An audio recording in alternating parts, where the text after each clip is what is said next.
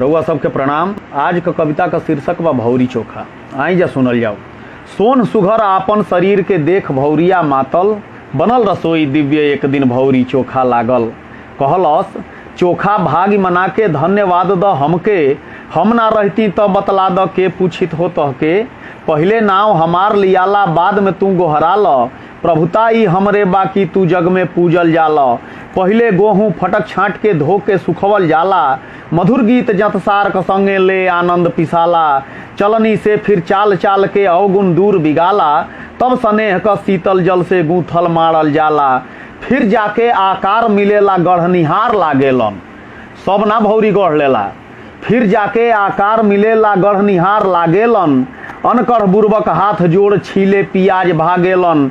फिर जे वीर रहे उ आवे हमके सेके खातिर। कहलस भौरिया के हलुक पातर आदमी को बस कना के हमके सेक ले। फिर जे वीर रहे उ आवे हमके सेके खातिर, हमसे दूरे दूर रहेलन कायल बुजदिल सातिर।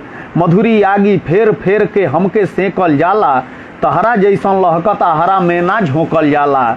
जेवन गमछा शीश धराला ओमे हम झराली, जेवन गमछा शीश धराला ओमे हम झराली। तेल में सानल जाला तू हम घी में बोरल जाली, हमरा के देखी के लोगवा तोहरा के भुलाला। तार के तोहके मछरी जाउर मीट दाल संग खाला। कुल मिला के हमरे भागे तोहरो किस्मत जागल, कुल मिला के हमरे भागे तोहरो किस्मत जागल। बनल रसोई दिव्य एक दिन भौरी चोखा लागल। अब चोखा उनकर जवाब देतन।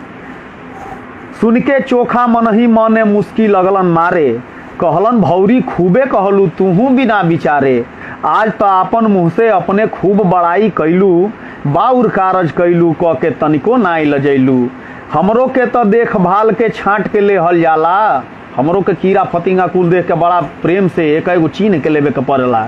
हमरो के तो देखभाल के छाँट के लेहल जाला, हमरो के बुर्बक के हाथे भूंजे नाई दियाला। तोहसे तनिको कम दाम पर कीनल ना जाइला, तोहसे तनिको कम प्रेम से मीजल ना जाइला। हम अपना के जारी ला तू दूरे दूर गढ़ालू। कहतन कि जब आहारा पर लहर बरेले तो तोहरा खातिर हम आहारा पर पहले जरी ना, तू अब गढ़ात रहेलू तो बोले हम आहारा का आँच के मध्यम करी ना तोहरा खातिर। हम अपना के जारी ला तू दूरे दूर गढ़ालू, हमरे जरते मधुर आँच पर भौरी सेकल जालू। हम देई बलिदान जहाँ तू ओइजा रोपल जालू, जवन आग से निकली हम तू ओमे तोपल जालू। केतनो रूप देखाल छुच्छे केहू नाही खाला, केतनो रूप देखाल छुच्छे केहू नाही खाला। हमरा बिना तोहरो एको कवर नाही घोटाला, हमरा जरला नून परे तब अंगुरी सब चाटेला। हमरे खातिर रो रो के मरिचा प्याज काटेला।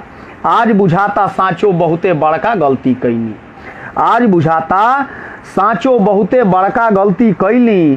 तहरा खातिर परम यार खिचड़ी के हम ठुकरैली, खीर दाल बकरी मछरी के तू तो अब जांचेलू।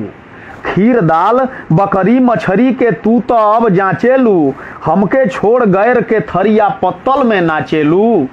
चोखा कहलन बहुत बेवफाई कैलू, का से का रंग हो गइल, कितना रूप बदललू तू। भौरी लिट्टी बाटी भैलू देके हमके धोखा, भौरी लिट्टी बाटी भैलू देके हमके धोखा। हम शुरुए से चोखे रहली अब्बो बानी चोखा। सुन के भौरी रोवे लगली कुल घमंड अब भागल, सुन के भौरी रोवे लगली कुल घमंड भागल। बनल रसोई दिव्य एक दिन भौरी चोखा लागल। कहली चोखा माफ करहो अखिया खुलल मोर, कहली चोखा माफ करहो अखिया खुलल मोर। जेवना आगी हम जरीला उहे आगी तोर, जेही मारे उहे मीसे उहे गढ़े काटे, उहे सेके उहे भूजे उहे सबके बाटे। एके गति हमनी के बाटे नौवा से का होई, राधा कृष्ण कृष्ण राधा में नइखे अंतर कोई। भौरी चोखा खातिर कतना तू बर्दाश्त करेल, हमसे पहले दौड़ दौड़ के अहरा बीच जरेल। स्वार्थ कए दुनिया में के बाटे ऐसन त्यागी, स्वार्थ कए दुनिया में के बाटे ऐसन त्यागी। ए चोखा तहरे चलते हमहू बानी बड़भागी। दूनो जाना मिललन दिलवा प्रेम पाग में पागल, दूनो जाना मिललन दिलवा प्रेम पाग में पागल। आ दिव्य रसोई बनल एक दिन भौरी चोखा लागल, दिव्य रसोई बनल एक दिन भौरी चोखा लागल। धन्यवाद।